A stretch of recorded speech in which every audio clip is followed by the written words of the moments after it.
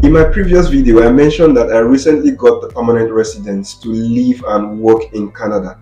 So in this video, I'll be delving more specifically into how I went about this. I'm pretty sure a lot of people will find this very useful.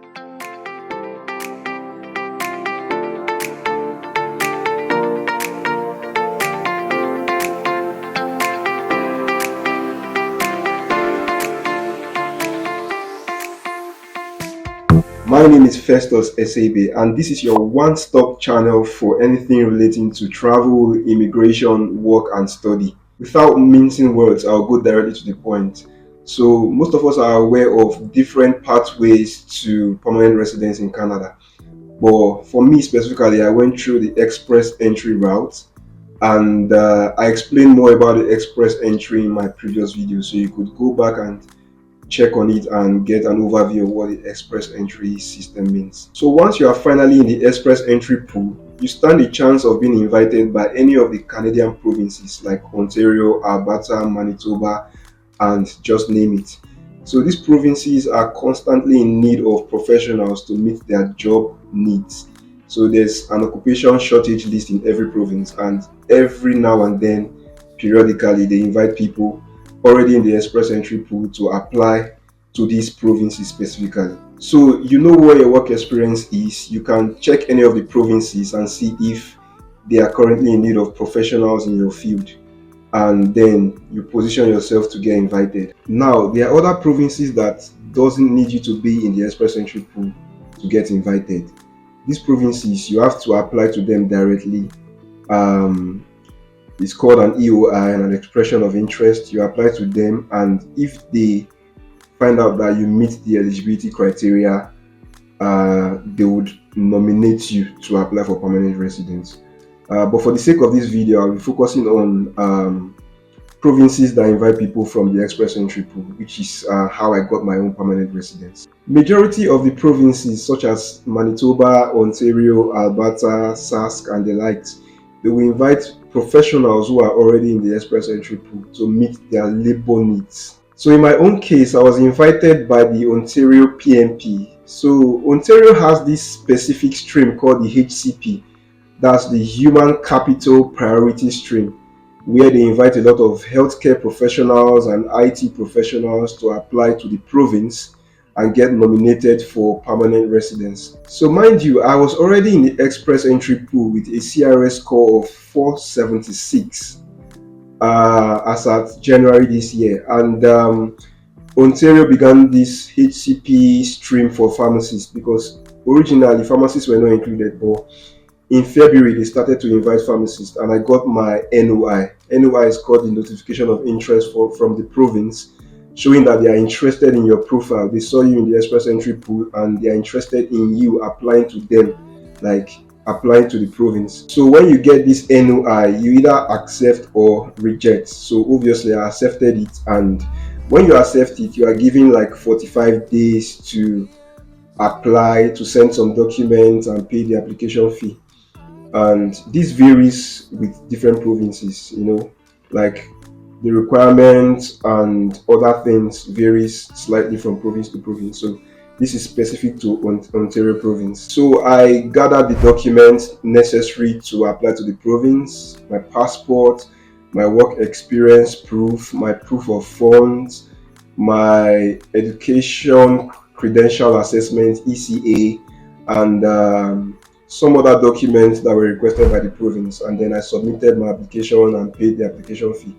The application fee for Ontario PMP is the highest amongst all provinces in Canada.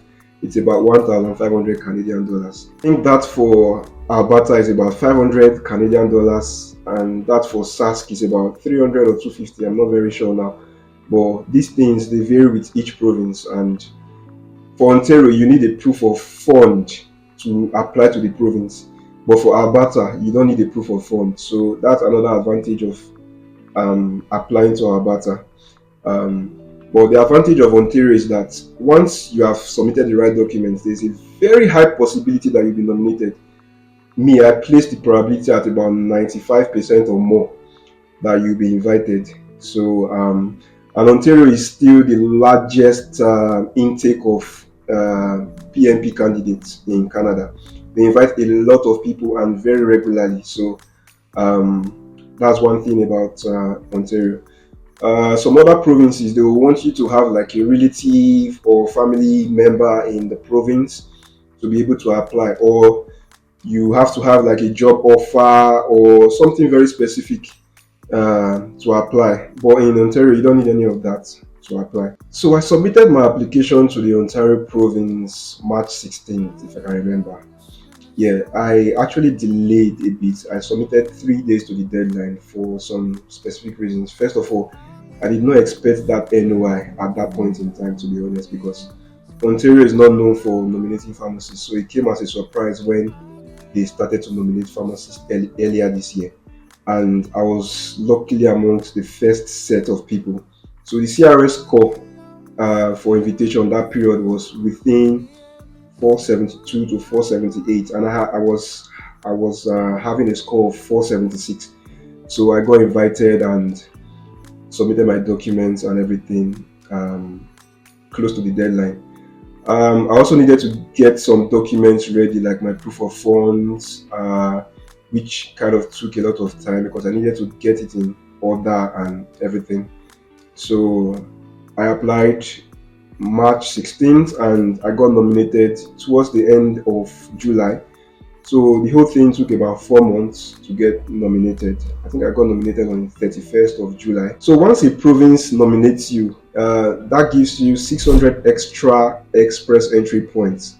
So for my case, my CRS score bumped up from 476 to 1076 when I got nominated. So with that kind of score, you are very likely to be invited in the next express entry draw. So apparently, in the next express entry draw, which held in August 1st of August, I got invited by IRCC. You know, IRCC is like the federal immigration body in Canada.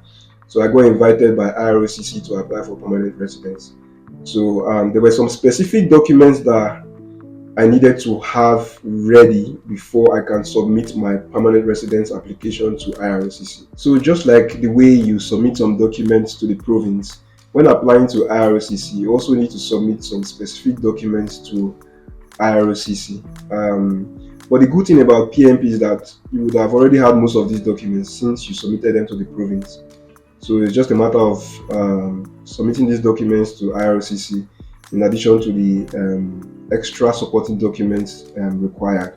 So in summary, I submitted my passport, work experience proof, my proof of funds, my IELTS certificate, my ECA, that's my education credential assessment certificate, and also my nomination certificate, and one or two other supporting documents.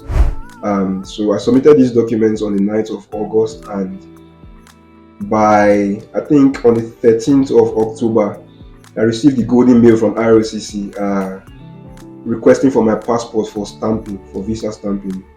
And so that was how I sent my passport, and it returned back after 4 days of sending it to IRCC, which is faster than usual because the London VFS, yeah, they are notorious for wasting time in sending back people's passports. So I was just lucky in that instance. Yeah, so this is a summary of how I got nominated and how I applied for permanent residence in Canada. So if you have any questions relating to what I've just said, just feel free to ask under the comment section. I would do the due diligence of answering them. Thank you very much for paying attention to this episode, and I'll be bringing more immigration, travel, work, and study related information to your timeline. So please subscribe to my channel, and thank you once more.